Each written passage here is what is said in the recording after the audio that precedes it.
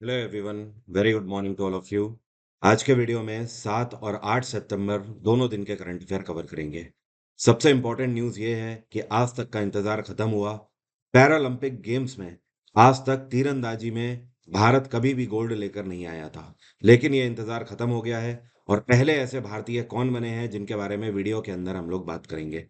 तो अल्टीमेटली आज तक आर्चरी में गोल्ड नहीं था, अब हमारे पास पैरालंपिक्स में गोल्ड आ चुका है आर्चरी में।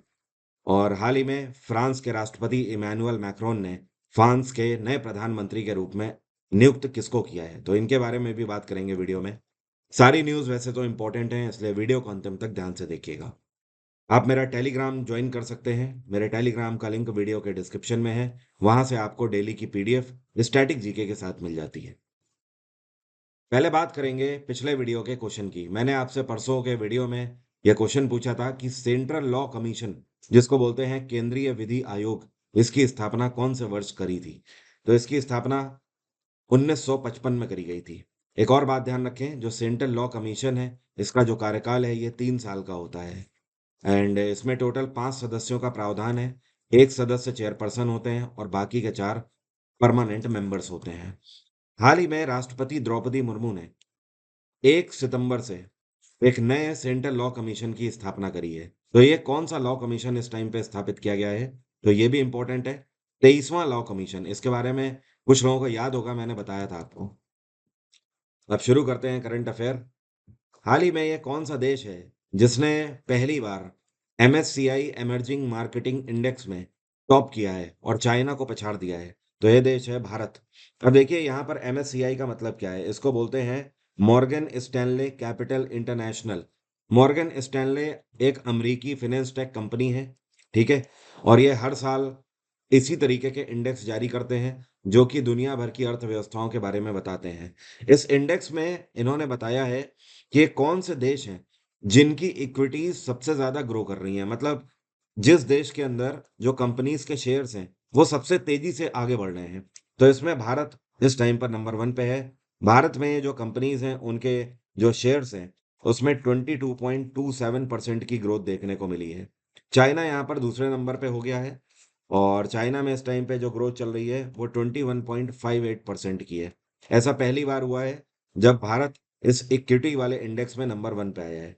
टोटल अगर ओवरऑल बात करें तो नंबर 1 पे भारत, नंबर 2 पे चाइना रहा है, तीसरे नंबर पे ताइवान रहा है 18% की ग्रोथ के साथ, चौथे नंबर पे साउथ कोरिया रहा है 11% ग्रोथ के साथ, और पांचवें नंबर पे ब्राजील रहा है 5% की ग्रोथ के साथ। तो टोटल मैंने पूरा डेटा दे रखा है पीडीएफ में, वहां से आप एक बार जरूर देख लीजिएगा। हाल ही में ये कौन से देश हैं जिन्होंने पहली बार आर्टिफिशियल इंटेलिजेंस को लेकर एक ट्रीटी साइन करी है। तो ये 3 ग्रुप हैं। एक तो अमेरिका है, और दूसरा है ब्रिटेन, और तीसरा है यूरोपियन यूनियन।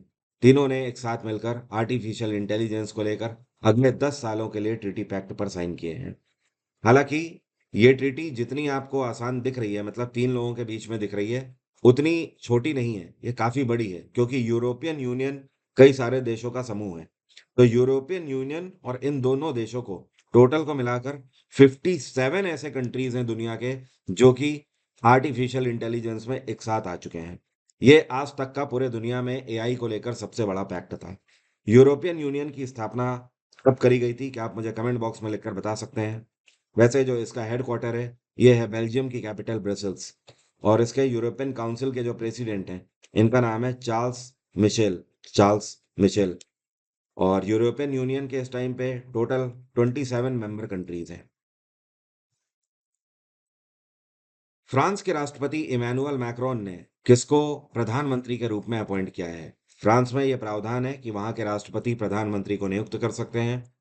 तो अभी तक जो यहाँ के प्रधानमंत्री थे ये थे गैब्राइल एटेल, क्या नाम था इनका, गैब्राइल एटेल। तो इनका कार्यकाल पूरा हो गया और इनकी जगह पर अब मिशेल बार्नियर को अपॉइंट किया गया है, और ये 73 साल की उम्र के हैं।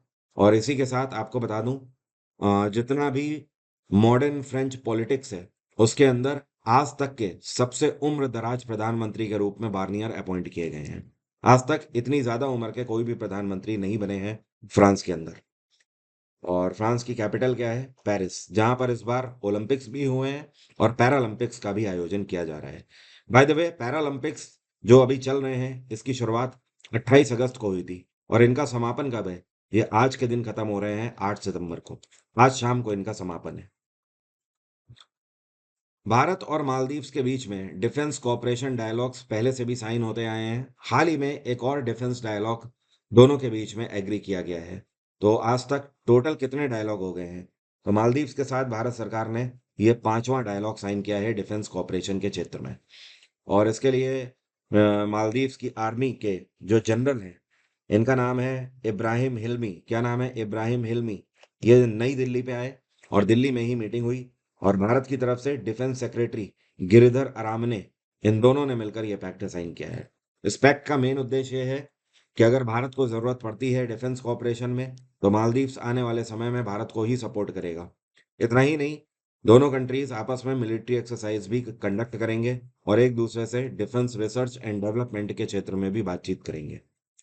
मालदीव्स में इस टाइम पे राष्ट्रपति हैं मोहम्मद मुइजू। क्या नाम है? मोहम्मद मुइजू। ये कौन सा अंतर्राष्ट्रीय संस्थान है जिससे मदद के लिए भारत की मिनिस्ट्री ऑफ पंचायती राज ने एक पैक्ट साइन किया है? तो पंचायती राज ने यूनिसेफ के साथ एक पैक्ट साइन किया है, जिसको बोलते हैं यूनाइटेड नेशंस चिल्ड्रंस फंड। ये यूनाइटेड नेशंस का ऐसा संस्थान है जो कि दुनिया भर में बच्चों के वेलफेयर के लिए काम करता है। तो आपको तो पता ही है, जो मिनिस्ट्री ऑफ पंचायती राज है, इसका काम क्या है? ये भारत के हर एक गांव में पंचायती राज सिस्टम के 3 टियर आर्किटेक्चर को अप्लाई करने का काम करते हैं। और ऐसे में एक मेन उद्देश्य ये भी होता है कि हर एक गांव के हर एक बच्चे को बेहतर शिक्षा मिले और उसे बेहतर न्यूट्रिशन मिले, वो कुपोषण का शिकार ना होने पाए। तो ऐसे में भारत सरकार ये चाहती है कि यूनिसेफ इनके लिए मानक बना के तैयार करे, क्योंकि यूनिसेफ के जो मानक हैं वो अंतर्राष्ट्रीय स्तर पर हैं और काफी बेहतर हैं। क्या आप जानते हैं पंचायती राज के लिए हमारे संविधान में कौन सा आर्टिकल है? आर्टिकल 243 में इसका प्रावधान है। एक और बात ध्यान रखिएगा, पंचायती राज में महिलाओं के लिए 33% सीटें आरक्षित होती हैं। यूनिसेफ की बात करें तो 1946 में स्थापना करी गई थी। इसका हेडक्वार्टर है न्यूयॉर्क और इसके एग्जीक्यूटिव डायरेक्टर हैं कैथरीन एम रसल। क्या नाम है? Catherine M Russell. ये कौन से भारतीय रेसलर हैं जिन्होंने अंडर 20 वर्ल्ड चैंपियनशिप में भारत के लिए गोल्ड मेडल जीता है? तो जो आपको पिक्चर में दिख रही हैं, ये हैं ज्योति बरवाल। कौन है ज्योति बरवाल? इन्होंने 76 kg वेट कैटेगरी में गोल्ड मेडल जीता है भारत के लिए। और इस बार की अंडर 20 वर्ल्ड चैंपियनशिप जो है, इसका आयोजन स्पेन में किया गया। फाइनल में ज्योति ने यूक्रेन की खिलाड़ी हैं मारिया मारिया ओर्लेविक। क्या नाम है इनका? मारिया ओर्लेविक। यहाँ पर मैं लिख देता हूँ, ओर्लेविक। इनको हराया। और इससे पहले फाइनल तक पहुंचने तक इन्होंने चाइनीज खिलाड़ी, मंगोलियन खिलाड़ी और टर्किश खिलाड़ी, इन तीनों को भी धराशायी किया। फाइनल में इन्होंने ऑर्लिक जो है, इनको खाता भी नहीं खोलने दिया, मतलब एक पॉइंट भी हासिल नहीं इन्होंने करने दिया है, डायरेक्ट इसे जीत लिया है। और टोटल अगर बात करें तो अंडर 20 वर्ल्ड चैंपियनशिप में भारत कितने गोल्ड लाया है रेसलिंग में? तो भारत टोटल इस बार 5 मेडल लाया है। कितने? 5 मेडल। अब इन 5 मेडल में से एक तो गोल्ड है जो कि ज्योति लेकर आई है, एक सिल्वर भी आया है भारत में, इनका नाम है निकिता। निकिता सिल्वर लेकर आई हैं। और बाकी की 3 खिलाड़ी ब्रोंज लेकर आई हैं, जिनमें से एक का नाम है कोमल, दूसरे का नाम है सृष्टि और तीसरे का नाम है नेहा। जो आपको पिक्चर में दिख रहे हैं, इनका नाम है कपिल परमार। और कपिल परमार ने इतिहास रच दिया है पैरालंपिक्स गेम्स में। ये इस बार भारत के लिए मेडल लाए हैं, लेकिन कौन से स्पोर्ट्स में? तो ये स्पोर्ट है जूडो। और इतिहास इसलिए रच दिया है कि आज तक पैरालंपिक्स में जूडो में भारत का कोई भी खिलाड़ी, गोल्ड तो छोड़िए, कोई भी मेडल नहीं ला पाया था। तो इन्होंने 60 kg वेट कैटेगरी में भारत के लिए ब्रोंज मेडल जीता है। नाम ध्यान रखिएगा, कपिल परमार। इंपॉर्टेंट क्वेश्चन है। वैसे बहुत ही जल्द यूट्यूब पर अगले 2 से 3 दिनों में मैं एक आपको पैरालंपिक्स गेम्स के ऊपर जितने भी क्वेश्चन बन सकते हैं उसका एक वीडियो देने वाला हूँ।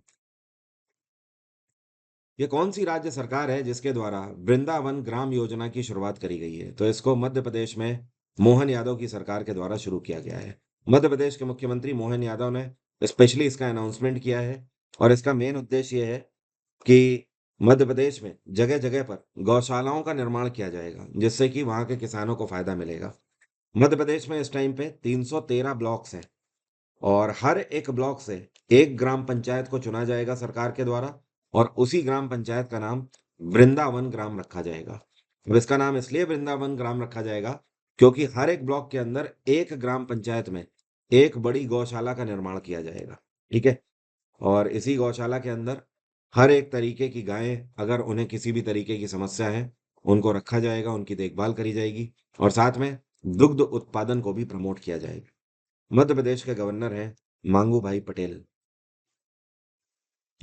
इंटरनेशनल डे ऑफ चैरिटी, जिसको हिंदी में बोलते हैं अंतर्राष्ट्रीय दान दिवस, कौन से दिन मनाया जाता है? यह दिवस 5 सितंबर को मनाया जाता है। और 5 सितंबर को तो भारत में टीचर्स डे भी मनाया जाता है, बट अंतर्राष्ट्रीय स्तर पे चैरिटी डे मनाया जाता है। यह इस वजह से क्योंकि मदर टेरेसा का इस दिन निधन हुआ था। 5 सितंबर का ही यह दिन था। और मदर टेरेसा का निधन कहाँ हुआ था? भारत में, कलकत्ता में इनका निधन हुआ था। Mother Teresa Nobel Peace Prize winner है। एएससीआई, जिसको बोलते हैं Advertising Standards Council of India, इसके नए चेयरपर्सन कौन अपॉइंट किए गए हैं? तो जो पिक्चर में आपको दिख रहे हैं, इनका नाम है पार्थ सिन्हा। अब से नए चेयरपर्सन एएससीआई के यही होंगे। और एएससीआई का हेडक्वार्टर क्या है? इसका हेडक्वार्टर है नई दिल्ली। और इन्होंने जिनकी जगह ली है, तो इनका नाम है, मैं यहाँ पर लिख देता हूँ, सौगात गुप्ता। सौगात गुप्ता की इन्होंने जगह ली है। ये कौन सा राज्य है जिसने बिजनेस और सिटीजन सेंट्रिक रिफॉर्म्स में दोनों कैटेगरीज को मिलाकर टॉप रैंक हासिल करी है? तो भारत सरकार की तरफ से ये है केरल राज्य, जिसको सम्मानित किया गया है कि पिछले सत्र में, मतलब 2023 से 24 के सत्र में सबसे बेहतर पूरे राज्य में अगर व्यापार किया है तो वो केरल ने किया है। और साथ में जो वहां के लोगों के लिए योजनाएं हैं, उनको भी ग्राउंड लेवल पर सबसे बेहतर तरीके से अप्लाई किया है। तो केरल के जो स्टेट इंडस्ट्री मिनिस्टर हैं, इनका नाम है पी राजीवी। क्या नाम है? पी राजीवी। इनको नई दिल्ली बुलाया गया और यहाँ पे पीयूष गोयल, जो कि कॉमर्स मिनिस्टर हैं, इनके द्वारा इनको सम्मान दिया गया है। केरल में मुख्यमंत्री हैं पिनाराई विजयन और यहाँ के गवर्नर हैं आरिफ मोहम्मद खान। आसाम सरकार ने फैसला लिया है कि ये अगले साल से 20 अगस्त को कौन से दिवस के रूप में मनाएंगे? तो ये सूत दिवस के रूप में इसको मनाएंगे। किस दिवस में? सूत दिवस। अब देखिए सूत है क्या। यहाँ पर अंग्रेजी में इसको ऐसे लिखा जाता है, तो आप ये मत समझिएगा कि इसको सूतिया बोलते हैं, नहीं, इसका राइट प्रोनाउंसिएशन है सूत दिवस या सूता दिवस, आप ऐसा बोल सकते हो। अब ये दिवस क्यों मनाया जाएगा, समझिए। आसाम के अंदर एक जगह है जिसका नाम है सूता। ठीक है? और यहाँ पे रहने वाले जो लोग हैं उनको भी सूत कहा जाता है। ठीक है? तो इन लोगों ने 1942 में अंग्रेजों के खिलाफ मोर्चा छेड़ा था और उस टाइम पर इन्होंने झंडा लहराया था पहली बार अपने देश का यहाँ पर, बेखौफ होकर। और उसकी वजह से बहुत सारे लोगों को यातनाएं भी झेलनी पड़ी थी। तो कहीं ना कहीं एक तरीके से उनको ट्रिब्यूट है। और आसाम के अंदर जो सूत पुलिस स्टेशन है, वहीं पर एक स्मारक भी बनाया जाएगा। इसके लिए आसाम सरकार के द्वारा 5 करोड़ की धनराशि भी आवंटित करी गई है। आसाम के मुख्यमंत्री हिमांता बिस्वा शर्मा ने इसका अनाउंसमेंट किया है। आसाम में इस टाइम पे गवर्नर हैं लक्ष्मण प्रसाद आचार्य। कौन है? लक्ष्मण प्रसाद आचार्य। कौन से दो देश हैं जिन्होंने हाल ही में डिजिटल टेक्नोलॉजी और सेमीकंडक्टर्स को लेकर पैक्ट साइन किया है? तो ये है भारत और दूसरा देश है सिंगापुर। भारत सरकार ने सिंगापुर गवर्नमेंट के साथ सेमीकंडक्टर प्रोडक्शंस को लेकर पैक्ट साइन किया है। और इसमें भारत की तरफ से प्रधानमंत्री नरेंद्र मोदी और सिंगापुर के जो प्रधानमंत्री हैं, इनका नाम है लॉरेंस वोंग। क्या नाम है? Lawrence Wong. दोनों के बीच में एग्रीमेंट साइन हुआ है। सिंगापुर भारत सरकार को सपोर्ट करेगा कि मेक इन इंडिया प्रोजेक्ट के अंतर्गत आने वाले समय में सेमीकंडक्टर्स भारत में ही बनाए जा सकें। सिंगापुर की कैपिटल है सिंगापुर सिटी। जैसा कि भी स्टार्ट में मैंने आपको बताया था, आज तक आर्चरी में भारत के लिए गोल्ड मेडल कोई नहीं ला पाया था। तो पहले ऐसे खिलाड़ी ये कौन बन गए हैं जो कि पैरालंपिक्स में तीरंदाजी में भारत के लिए गोल्ड लेकर आए हैं? तो ये बहुत बड़ी बात है और ये है हरविंदर सिंह। तो आज तक का इंतजार खत्म हुआ, तीरंदाजी में भी गोल्ड मेडल भारत आ चुका है पैरालंपिक्स में। और इन्होंने फाइनल में पोलैंड के खिलाड़ी हैं जिनका नाम है लुकास सिस्जेक। लुकास सिस्जेक, इनको 6-0 से हराया। इन्होंने भी इनको खाता ही नहीं खोलने दिया, एक भी पॉइंट हासिल नहीं करने दिया लुकास को। और इस बार के पैरालंपिक्स कहाँ हो रहे हैं? पेरिस में ही हो रहे हैं। पेरिस में ही ओलंपिक हुए थे, पेरिस में ही पैरालंपिक्स भी हो रहे हैं। इसके अलावा आर्चरी में 2 मेडल और आए हैं, लेकिन दोनों ब्रोंज मेडल हैं। एक तो शीतल देवी और दूसरे हैं राकेश कुमार। इन दोनों के द्वारा ब्रोंज मेडल भी आया है भारत में। ये कौन सी कंपनी है जिसने पहली बार जो कि विजुअली इम्पेयर्ड लोग हैं, मतलब ऐसे लोग जिनको दिखाई नहीं पड़ता है, तो इनके लिए ब्रेल भाषा में हेल्थ इंश्योरेंस पॉलिसी लॉन्च करी है। ब्रेल एक ऐसी भाषा है जिसको फ्रांस के एडुकेटर और एंटरप्रेन्योर हुआ करते थे, इनका नाम था लुइस ब्रेल, इनके द्वारा लॉन्च किया गया था। और ये जो भाषा होती है, ये कागज में गुदाई करके बनाई जाती है, मतलब कहने का इसको जो विजुअली इम्पेयर्ड होते हैं वो कागज को टच करके पढ़ पाते हैं। ठीक है। तो अब इसी भाषा में इंश्योरेंस पॉलिसी इनके लिए लॉन्च करी है स्टार हेल्थ ने। और स्टार हेल्थ काफ़ी टाइम से इस ओर पे अग्रसर है। केवल नई नई टेक्नोलॉजी ही नहीं, कई सारी न्यू पर्टिकुलर इन्वेंशंस के साथ आ रही हैं, न्यू आइडियाज़ के साथ आ रहे हैं सेक्टर में। और इनकी स्थापना साल 2006 में करी गई थी। इसका हेडक्वार्टर है चेन्नई। इसका सीईओ कौन है इस टाइम पे? इनका नाम है आनंद रॉय। कौन है? आनंद रॉय। नेशनल टीचर्स डे हम सभी को पता है 5 सितंबर को हर साल मनाया जाता है। क्या आप बता सकते हैं इस बार भारत सरकार ने इसकी थीम क्या रखी थी? तो इसकी थीम रखी गई है empowering educators for a sustainable future. मतलब ये है कि एक सतत भविष्य के लिए शिक्षकों को सशक्त बनाना होगा। और ये दिवस सर्वपल्ली राधाकृष्णन की याद में मनाया जाता है क्योंकि उनका जन्म दिवस होता है 5 सितंबर को। इनका जन्म 5 सितंबर 1888 को हुआ था। और सर्वपल्ली राधाकृष्णन भारत के पहले उपराष्ट्रपति थे, मतलब वाइस प्रेसिडेंट, और दूसरे राष्ट्रपति भी थे। ये कौन सा शहर है जहां पर 2025 में आयोजित होने वाली global textile expo Bharat Tex का आयोजन किया जाएगा? तो इसका आयोजन किया जाएगा नई दिल्ली में प्रगति मैदान में स्थित भारत मंडपम में। अब सवाल ये उठता है कि global textile expo Bharat Tex है क्या? देखिए, दरअसल इसका जो कंसेप्ट है ये 5F के ऊपर बेस्ड है। टेक्सटाइल मतलब पहले तो आप समझ जाइए कपड़े की बात हो रही है, और आज भी हम कपड़ा बनाते हैं और उसको एक्सपोर्ट करते हैं। तो मेन तो कंटेक्स्ट ये है। अब 5F का कंसेप्ट क्या है देखिए। इसका मतलब है फार्म टू फाइबर, मतलब कहने का किसान के उत्पादन से लेकर पहले उसे कपड़े में तब्दील किया जाए। फिर दूसरा स्टेज है फाइबर टू फैक्ट्री, उस कपड़े को मतलब रॉ कपड़े को फैक्ट्री में ले जाया जाए। फिर तीसरा इसका स्टेज है फैक्ट्री टू फैशन, मतलब फैक्ट्री उसको फैशन के तौर पर डिजाइन करे।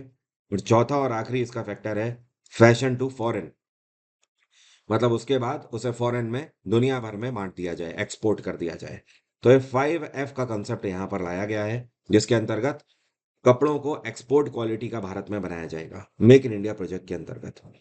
और ये जो इवेंट है ये आयोजित किया जाएगा 2025 में। 14 फरवरी से शुरू होगा और 17 फरवरी तक आयोजित किया जाएगा। ये कौन सा राज्य है जहां पर विश्व शांति बुद्ध विहार का उद्घाटन किया गया है राष्ट्रपति द्रौपदी मुर्मू के द्वारा? तो इसका उद्घाटन महाराष्ट्र में एक डिस्ट्रिक्ट है जिसका नाम है लातूर। महाराष्ट्र के लातूर डिस्ट्रिक्ट में उद्घाटन किया गया है। इसमें भगवान बुद्ध की याद में इसको बनाया गया है। इसके अंदर जो बुद्धा है उनका 10.5 फीट का स्टैचू भी बनाया गया है जिसका वजन 520 किलो है। और ये जो पूरा बुद्ध विहार बनाया गया है ये 1.15 हेक्टेयर में फैला हुआ है। इसमें एक बार में 1200 लोग आराम से बैठ सकते हैं और मेडिटेशन कर सकते हैं। जो पिक्चर में आपको दिख रही हैं इनका नाम है अपर्णा यादव, बीजेपी लीडर हैं। और मुलायम सिंह यादव जो हैं उनकी सबसे छोटी डॉटर इलना भी यही है। हालांकि मुलायम सिंह यादव समाजवादी पार्टी से बिलोंग करते हैं, ठीक है। और ऑलमोस्ट उनका पूरा फैमिली ट्री भी समाजवादी पार्टी से ही बिलोंग करता है। लेकिन अपर्णा यादव बीजेपी लीडर हैं, इन्होंने पहले से ही बीजेपी ज्वाइन किया हुआ है। तो अब उत्तर प्रदेश सरकार ने उत्तर प्रदेश के महिला आयोग में वाइस चेयरपर्सन के रूप में इनको अपॉइंट किया है। और इस टाइम पे उत्तर प्रदेश महिला आयोग की चेयरपर्सन कौन है? तो इनका भी नाम आप ध्यान रखें। चेयरपर्सन है इस टाइम पे बबीता चौहान। कौन है? बबीता चौहान। उत्तर प्रदेश में योगी आदित्यनाथ की सरकार है और यहाँ पे गवर्नर हैं आनंदीबेन पटेल। गणेश चतुर्थी के उपलक्ष्य में ऑफर चल रहा है, गणपति 50 आप कोड लगाइए और 50% का डिस्काउंट आपको हर एक बैच में मिल जाएगा। जो मेरा लाइव बैच इस टाइम पे चल रहा है वो स्टैटिक जीके का बैच स्टार्ट हो चुका है, 2 क्लासेस भी उसमें हो चुकी हैं। मंडे टू सैटरडे उसमें क्लास हो रही है, स्टैटिक जीके प्लस कंप्यूटर का। तो आप उसे ज्वाइन कर सकते हैं। अपार्ट फ्रॉम दिस 2 और लाइव बैच चल रहे हैं। एक हिस्ट्री का लाइव बैच है, एग्जाम इंजन एप्लीकेशन में आपको सब मिल जाएगा। और एक आपका जीएस का कंप्लीट फाउंडेशन बैच है।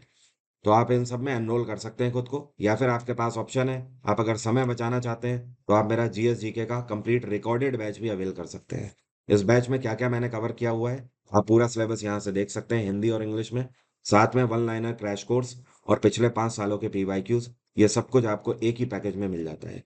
तो जो रिकॉर्डेड बैच है, इससे आपका टाइम भी बच जाता है काफ़ी। आप एक ही बार में कम से कम टाइम में जल्दी-जल्दी क्लासेस को लेकर खत्म कर सकते हैं अपना पूरा सिलेबस। आज की बात यहीं तक रहेगी। Thank you so much. Have a nice day. Take care. Bye bye. आपका दिन मंगलमय हो। अब मेरा आज का सवाल आपसे बहुत ही सिंपल सा है। लाल बहादुर शास्त्री स्टेडियम कौन से शहर में स्थित है? कमेंट बॉक्स में जल्दी से लिखकर बताइए मुझे। और बैचेस के लिंक वीडियो के डिस्क्रिप्शन में है। एग्जाम इंजन एप्लीकेशन का लिंक भी वीडियो के डिस्क्रिप्शन में है। आप गूगल प्ले स्टोर से भी उसे डाउनलोड कर सकते हैं। Thank you so much. कल फिर से सेम टाइम पर मुलाकात होगी।